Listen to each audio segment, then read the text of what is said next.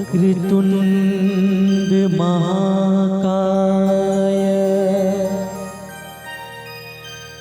सूर्यकोटि समप्रभा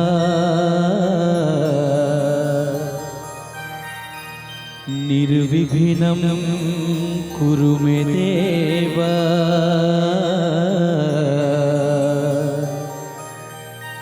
सर्वकार्येषु सर्वदा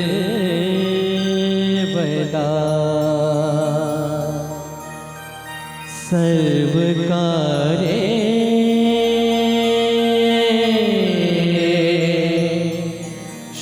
सर्वदा।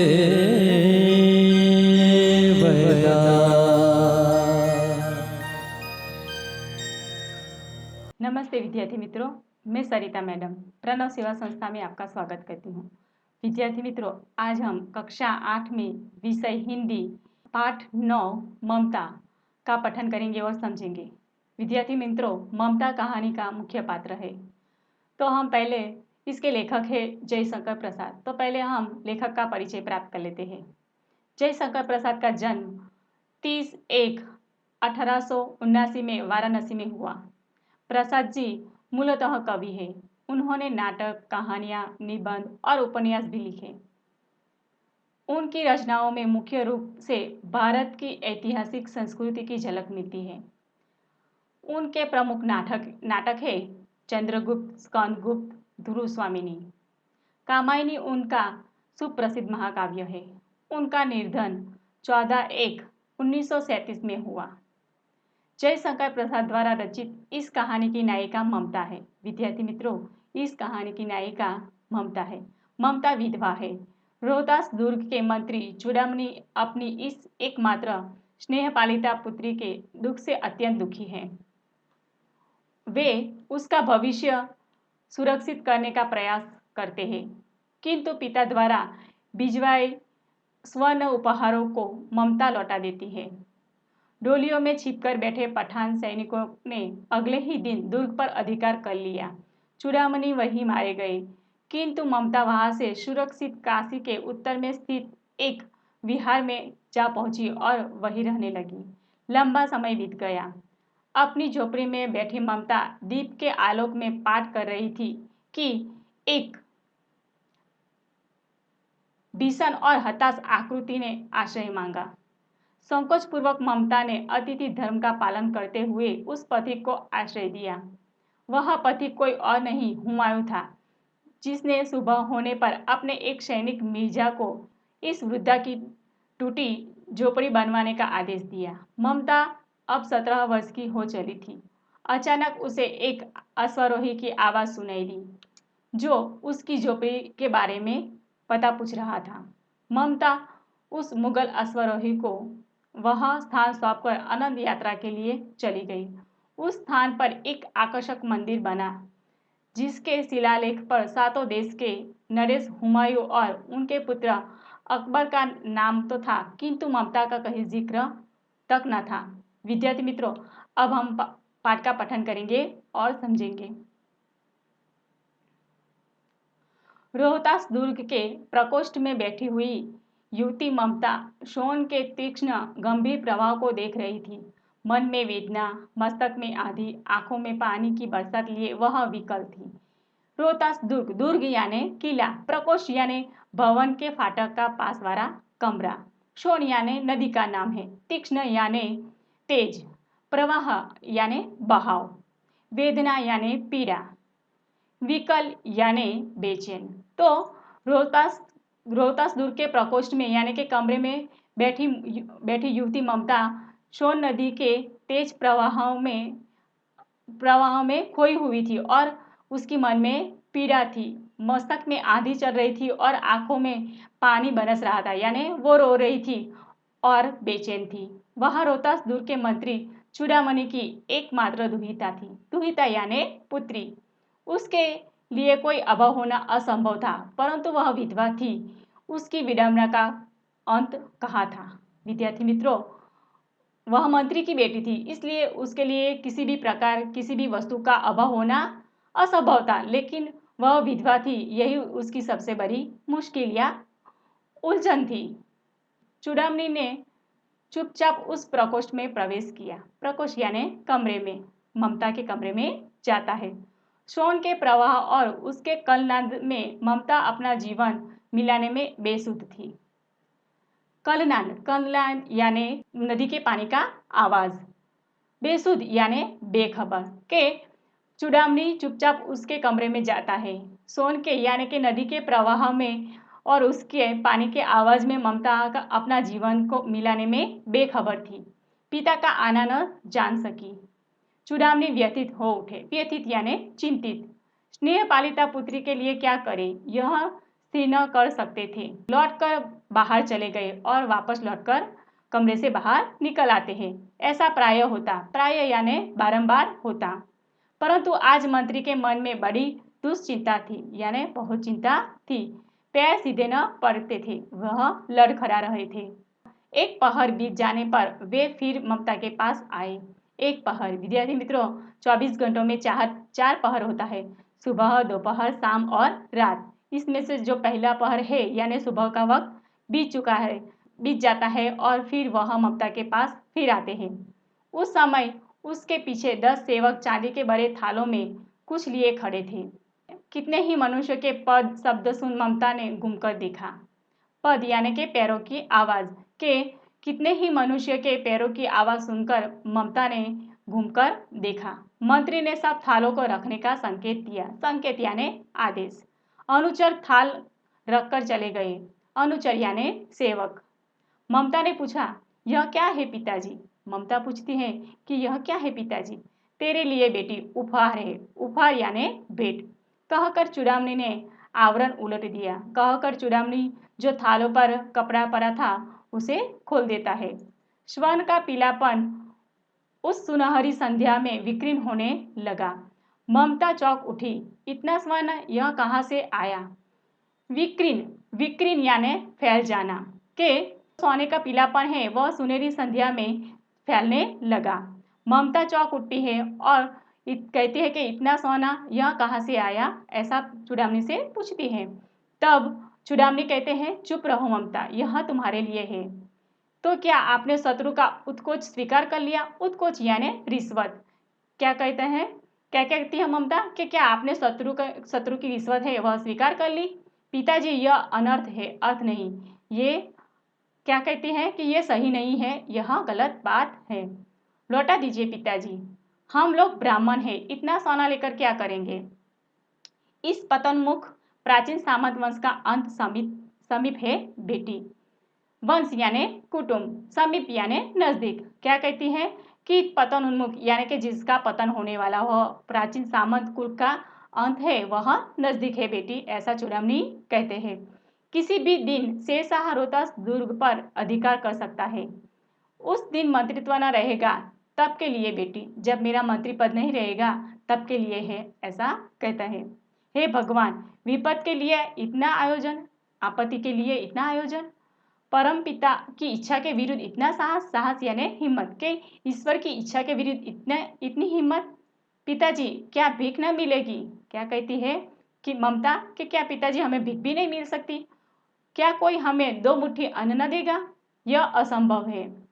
फेर दीजिए पिताजी, मैं कांप रही हूँ। इसकी चमक आंखों को अंधा बना रही है। क्या कहती है ममता कि पिताजी इस सोने को मेरे सामने से हटा दीजिए, मैं कांप रही हूँ, इसकी चमक है वह मेरी आंखों को अंधा बना रही है। मूर्ख है, कहकर चूड़ामणि चले गए। दूसरे दिन जब डोलियों का तांता आ रहा था, मंत्री चूड़ामणि का हृदय धक धक करने लगा। धक धक करना यानी घबराना। वे अपने को रोक न सके। उन्होंने जाकर रोहतास दुर्ग के तोरण पर डोलियों का आवरण खुलवाना चाहा। वे अपने आप को रोक नहीं सकते थे। तब वह किले के जो दरवाजे हैं वहां पर डोलियों को डोलिया है उसे खुलवाना चाहते हैं। पठानों ने कहा, यह महिलाओं का अपमान करना है। बात बढ़ गई, बात बढ़ने लगी। तलवारें खींची, मंत्री वही मारे गए। तलवारें खींचना यानी लड़ने के लिए तैयार होना। राजा रानी और कोष सब छल्ली शेरशाह के हाथ पड़े।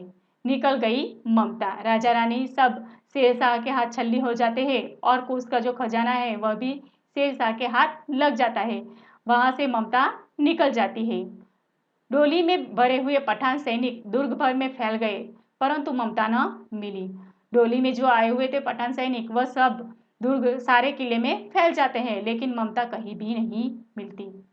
काशी के उत्तर में स्थित धर्मचक्र विहार मौर्य और गुप्त सम्राटों की कीर्ति का खंडहर था।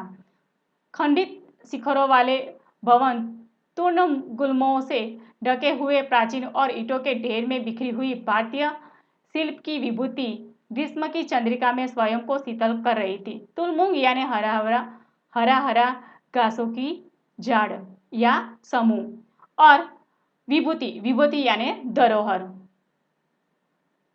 जहां गौतम का उपदेश ग्रहण करने के लिए पंचवर्गीय भिक्षु पहले मिले थे, उसी स्तूप के भग्नावशेष की मलिन छाया में एक झोपड़ी के दीपालोक में एक स्त्री पाठ कर रही थी। स्तूप यानी बौद्ध मठ, भग्न अवशेष यानी खंडहर। अनन्या श्रीतयंतो माये जनाः पर्युपासते। पाठ रुक गया और वहीं पर पाठ रुक जाता है। एक भीषण और हताश यानी निराश आकृति दीपक के मंद प्रकाश में सामने खड़ी थी। स्त्री उठी, उसने कपाट बंद करना चाहा। कपाट यानी दरवाजा। परंतु उस व्यक्ति ने कहा, माता मुझे आश्रय चाहिए। वह व्यक्ति कहता है कि मुझे आश्रय यानी कि सहारा चाहिए। तुम कौन हो? स्त्री ने पूछा। मैं मुगल हूँ। चौसा युद्ध में शेरशाह से विपन्न होकर रक्षा चाहता हूँ। विपन्न यानी संकटग्रस्त। इस रात अब आगे चलने में असमर्थ हूँ। इस रात में अब आगे नहीं चल सकता। क्या शेरशाह से? स्त्री ने अपने होठ काट लिए। कहती है कि क्या शेरशाह से? कहते कहते वह अपना होठ जो है वह काट लेती है, यानी अपना क्रोध व्यक्त करती है। हाँ माता, परंतु तुम भी वैसे ही क्रूर यानी अत्याचारी। वही भीषण रक्त की प्यास, वही निष्ठुर प्रतिबिंब तुम्हारे मुख पर भी है। सैनिक मेरी कुटी में स्थान नहीं। कुटी यानी झोपड़ी। जाओ कहीं दूसरा आश्रय खोज लो। गला सूख रहा है, साथी छूट गए, आंसू गिर गए हैं। इतना थका हुआ हूँ, इतना थका। कहते कहते वह व्यक्ति धम से बैठ गया। उसका गला है यानी उसे प्यास लगी है। उसके जो साथी है वह भी छूट गए हैं। उस अश्व यानी घोड़ा, तो उसके घोड़े हैं वह भी गिर गए हैं और वह बहुत थका हुआ है। इतना कहते कहते वह धम से बैठ जाता है। उसके सामने पूरा ब्रह्मांड घूमने लगा, यानी वह चकराने लगा। स्त्री ने सोचा, यह विपत्ति कहाँ से आई? विपत्ति यानी मुसीबत। उसने जल दिया, मुगल के प्राण की रक्षा हुई। वह सोचने लगी कि ये सब दया के पात्र नहीं।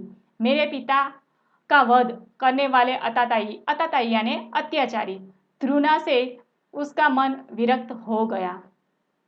ध्रुना यानी नफरत से उसका मन भर गया। स्वस्थ होकर मुगल से कहा, माता तो फिर मैं यहाँ से चला जाऊँ? कहता है कि माता क्या मैं यहाँ से चला जाऊँ? स्त्री विचार कर रही थी, मैं ब्राह्मणी हूँ, मुझे तो अपना धर्म अतिथि देव के सत्कार का पालन करना चाहिए, परंतु यह नहीं, ये सब दया के पात्र नहीं। परंतु यह दया तो नहीं, कर्तव्य करना है। तब मुगल अपनी तलवार टेक कर उठ खड़ा हुआ। ममता ने कहा, क्या आश्चर्य है कि तुम भी छल न करोगे? छल यानी कपट। स्त्री सोचती है कि मैं तो ब्राह्मणी हूँ, मुझे तो अपना अतिथि देव का सत्कार का पालन करना चाहिए, लेकिन यहाँ नहीं, ये दया के पात्र नहीं है, ऐसा कहती है। और कहती है लेकिन ये दया नहीं है, मेरा कर्तव्य है। मुगल तलवार टेककर यानी कि तलवार के सहारे खड़ा होता है और ममता कहती है कि क्या आश्चर्य है कि तुम भी मुझसे छल नहीं करोगे? ठहरो, यानी फिर मुगल को रुकने के लिए कहती है। छल नहीं, तब नहीं स्त्री, जाता हूँ। तैमूर का वंशधर स्त्री से छल करेगा? जाता हूँ, भाग्य का खेल है। ममता ने कहा, यहाँ कौन दुर्ग है, यहाँ कहाँ किला है, यही झोपड़ी ना, जो चाहे ले लो, मुझे तो अपना कर्तव्य निभाना है। जाओ भीतर थके हुए पथिक, पथिक यानी राही उसे भीतर भेजती है। तुम चाहे कोई भी हो, मैं तुम्हें आश्रय देती हूँ। सब अपना धर्म छोड़ दे तो क्या मैं भी छोड़ दूँ? मुगल ने चंद्रमा के मंद प्रकाश में वह महिमामय मुखमंडल देखा। उसने मन ही मन नमस्कार किया। ममता पास की टूटी हुई दीवारों में चली गई। भीतर थके पथिक ने झोपड़े में विश्राम किया।